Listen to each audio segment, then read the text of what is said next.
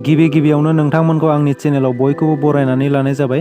नोंथांमोना सानफ्रोमबोनि खौरां मोननो थाखाय आंनि एसबि रादाब इउटिउब चेनेलखौ साबस्क्राइब खालामनानै लादो। लोगोसे खौरांखौ मोजां मोनोब्ला लाइक, कमेन्ट आरो शेयार खालामनानै होदो।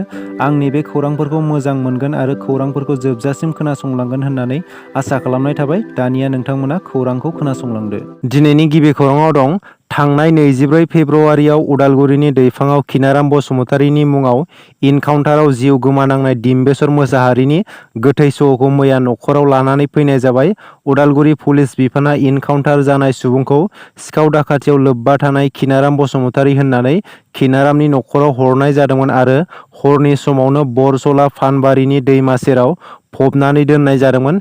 नाथाय दिम्बेश्वरनि बिसिया गोथै देहानि सावगारिखौ नुनानै रोखा सिनायथिनो हादोंमोन आरो फबनानै दोननाय गोथै देहाखौ बुरखांफिननानै फिन आरोबाव बेखौ सिबिआइनि हान्जाया नायबिजिरनायजों डिएनए टेस्ट खालामो आरो 18 साननि उनाव दिम्बेश्वर मोसाहारि होननानै डिएनए टेस्टनि गेजेरजों फोरमान जाबाय।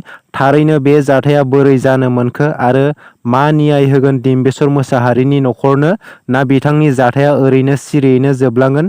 थारैनो उदालगुरि पुलिसआ दाय गैयै सुबुंखौ साजायनानै इनकाउन्टार खालामदोंमोन नामा?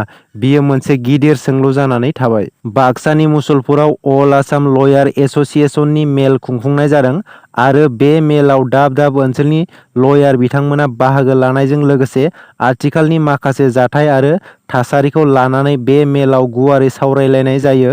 लोगोसे आथिखालाव दाय गैयै सुबुंखौ नंखाय इनकाउन्टार खालामनायनि सायाव माखासे ओंथिगोनां बाथ्राफोरखौ बुङो लयार दिपु कुमार दास बिथाङा।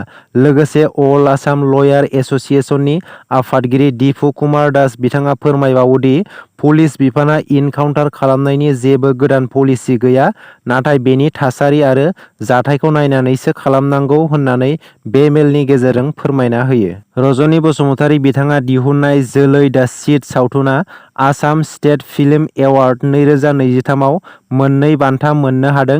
गिबि बान्थाया जादों special jury award four आउटस्टेन्डिं performance आरो नैथि बान्थाया जादों बेस्ट फिल्म इन आदार लेंगुवेज इन आसाम। बिथांनि दिहुननाय सावथुना बेफोर बान्थाखौ मोननो हानाया बर' हारिनि थाखाय गोग्गाथाव। उदालगुरि जिल्लानि माजबाद पुलिसआ मोनसे गिदिर जाफुंसार जानो हादों। मा 30 मोसौ सिखावै लांखुमानाय आरो गंसे ट्राकखौ माजबाद पुलिसआ हमनो हादों।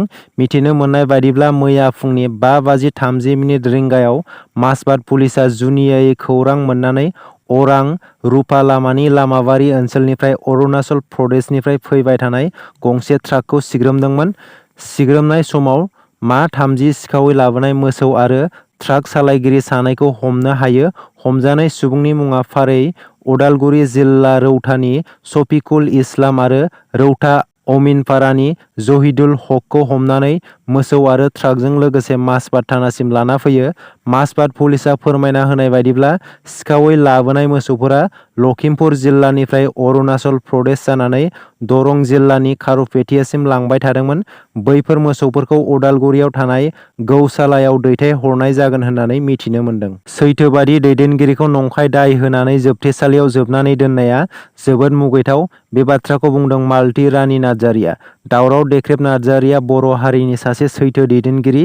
दिनै बिथांनि खामानि मावनाया बेसेबा बाखनायथाव आरो जेब्लाबो बिथाङा हारिनि थाखाय खामानि मावबोदों।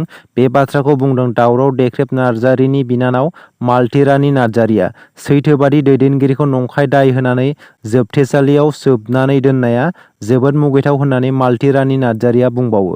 गुवाहाटीनि राजादुवार घाटआव सासे सुबुंनि गोथै देहा मोनदों।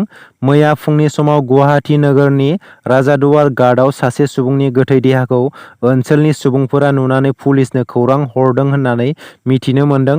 मिथिनो मोननाय बायदिब्ला सुबुंनि गोथै देहाखौ नोगोरनि फानबाजार ओनसोलनि शुक्रेश्वर मन्दिरनि राजादुवार घाटनि रुगुङाव मोनदोंमोन। पुलिसआ फोरमायथिना होनाय बायदिब्ला गोथै देहाखौ सिनायथिनो हानाय जायाखै आरो जिउ खहा जानायनि जाहोनखौ पस्टमर्टेम खालामनायनि उनावसो मिथिनो मोनगोन। दिनैनि खौराङा एसेनोसै। आसा खालामो नोंथांमोना खौरांखौ खोनासंनानै मोजां मोनबाय आरो खौरांखौ मोजां मोनदोंब्ला लाइक, कमेन्ट आरो शेयार खालामनानै होदो। सानफ्रोमबोनि खौरां मोननो थाखाय आंनि एसबि रादाब इउटिउब चेनेलखौ साबस्क्राइब खालामनानै लादो। दिनैनि थाखाय एसेनोसै। बाय बाय।